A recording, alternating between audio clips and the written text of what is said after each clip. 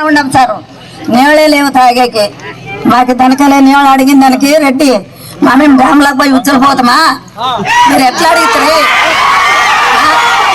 మేము డ్యామ్లోకి పోయి ఉచ్చలిపోతామంటారు సార్. అదే మాకు రెడ్డి ఉచ్చలిపోయి పోతామా?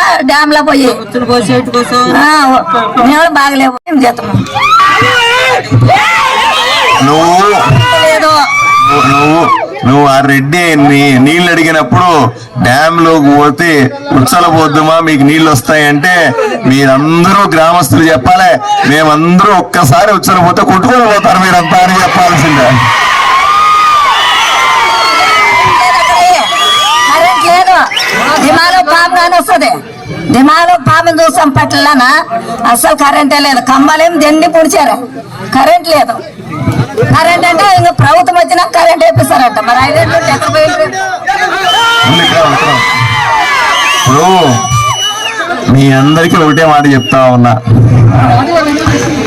మంచినీళ్ల సమస్య కేంద్ర ప్రభుత్వం నుంచి డబ్బులు తీసుకొచ్చి మీకు సరిచేసే బాధ్యత మేము తీసుకుంటాం. అలాగే పాములు వస్తున్నాయి, కరెంట్లు లైట్లు లేవంటున్నారు, మీకు అందరికీ లైట్లు వేయించి మిగతా సమస్యలన్నీ తీర్చుకుంటాను. అలాగే వర్షం ఎక్కువగా ఉంటే మీరందరూ వెళ్ళాలి కాబట్టి దయచేసి కంగారు పడకండి. నా పేరు డాక్టర్ పార్థసారథి. నేను తెలుగుదేశం, జనసేన, భారతీయ జనతా పార్టీ 3 పార్టీల వైపు నుంచి ఎమ్మెల్యేగా పోటీ చేస్తా ఉన్నాను. నన్ను కమలం గుర్తు మీద ఓటేసి ఆశీర్వదించాల్సిందిగా కోరుతా ఉన్నా. ఒక్కసారి ఆశీర్వదించండి. తప్పనిసరిగా మీ ఊర్లో ఉన్న నీళ్ల సమస్య అయినా, ఆ ఎస్సీ కాలనీకి ఇప్పుడే వెళ్ళొచ్చాను నేను వ్యక్తిగతంగా.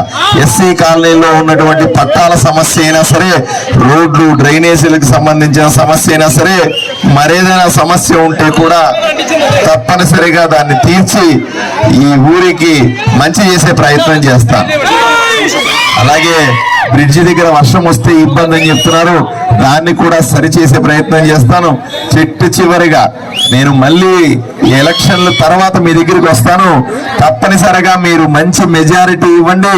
మీ గ్రామాన్ని నేను దత్తత తీసుకుంటానని మీకందరికీ కూడా హామీ ఇస్తా ఉన్నా.